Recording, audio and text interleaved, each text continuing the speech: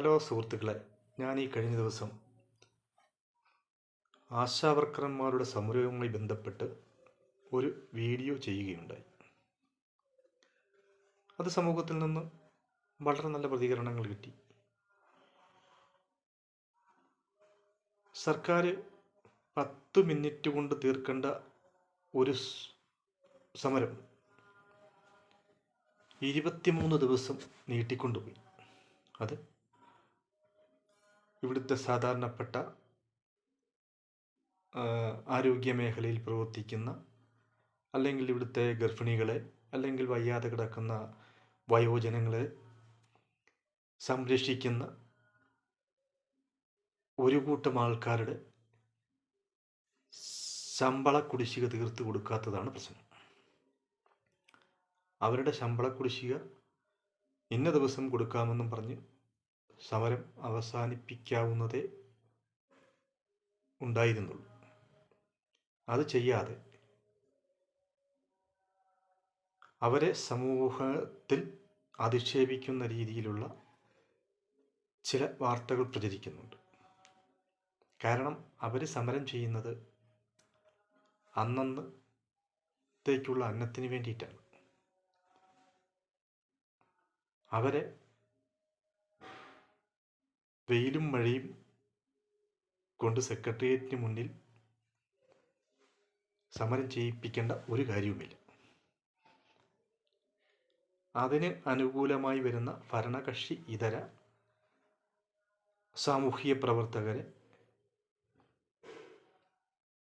അവഹേളിക്കുന്ന തരത്തിലുള്ള ചില പ്രവൃത്തികളും സമൂഹത്തിൽ നടക്കുന്നുണ്ട്. അതിൽ മെയിനായിട്ടും എടുത്തു പറയുന്നത് സുരേഷ് ഗോപി സമരപ്പന്തൽ സന്ദർശിച്ച് അവർക്ക് കേന്ദ്ര ആരോഗ്യമന്ത്രിയുമായി സംസാരിച്ച് ഈ പ്രശ്നത്തെ പരിഹാരം കാണാമെന്ന് വാക്ക് കൊടുത്തിട്ടുണ്ടായിരുന്നു. പിറ്റേ ദിവസം അദ്ദേഹം സമരപ്പന്തൽ സന്ദർശിക്കുമ്പോൾ മഴയായിരുന്നു. അപ്പോൾ പോലീസിനെ ഉപയോഗിച്ച് ഭരണകൂടം അവരുടെ സമരപ്പന്തൽ പൊളിച്ചു നീക്കുകയും കോരിച്ചൊരിയുന്ന മഴയത്ത് അദ്ദേഹം വരികയും അദ്ദേഹം അവർക്ക് റെയിൻ കോട്ടും കുടകളും നൽകുകയുണ്ടായി.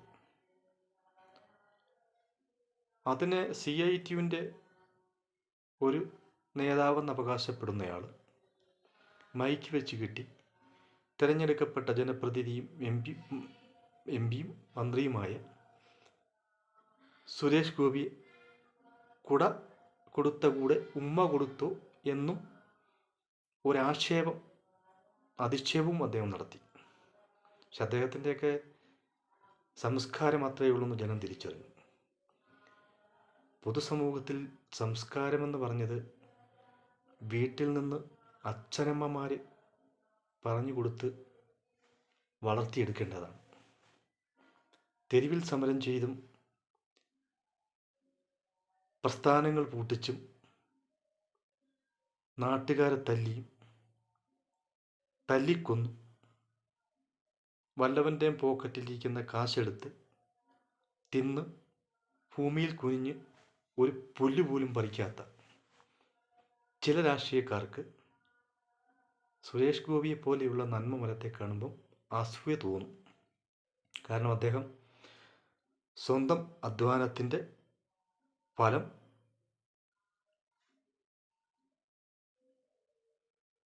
അദ്ദേഹം എടുക്കാതെ അദ്ദേഹം കേരളത്തിലെ പൊതു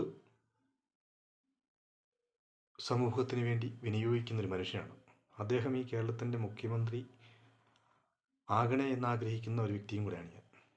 അപ്പം അതുപോലുള്ള നല്ല ആൾക്കാരെയൊക്കെ മൈക്ക് വെച്ച് കെട്ടി എന്തു തോന്നിവാസവും പറയുന്നൊരു പദ്ധതി നിങ്ങൾ നിർത്തിയില്ല എങ്കിൽ ഇനി വരുന്ന തെരഞ്ഞെടുപ്പുകളിൽ നിങ്ങൾക്ക് കൃത്യമായി അതിൻ്റെ തിരിച്ചടി ജനം തരും. ജനം ഇതെല്ലാം കണ്ടുകൊണ്ടിരിക്കുകയാണ്. അതുകൊണ്ട് സുരേഷ് ഗോപി പോലുള്ള മനുഷ്യനെ ആക്ഷേപിക്കുമ്പോൾ അത് ശരിയാണോ എന്ന് ആലോചിക്കുന്നത് നന്നായിരിക്കും.